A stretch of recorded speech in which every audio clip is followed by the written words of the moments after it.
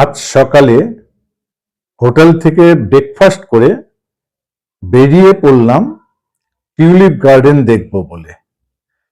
Tulip গার্ডেনে অনেকক্ষণ সময় আমরা ওখানে অতিবাহিত করলাম। বেশ ভালোই লাগছিল, অনেকটা জায়গা জুড়ে, অনেক জায়গা জুড়ে বেশ সুন্দর। এই টিউলিপ গার্ডেন দেখার পর আমরা চলে গেলাম হযরতবল দরগা। সেখানে অনেকটা দেখে ফিরতে ফিরতে আমাদের সন্ধ্যা হয়ে গেল।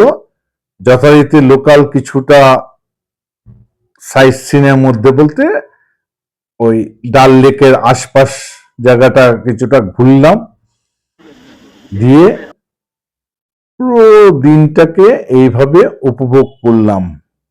সুন্দর আজকের দিনটা অতিবাহিত হলো।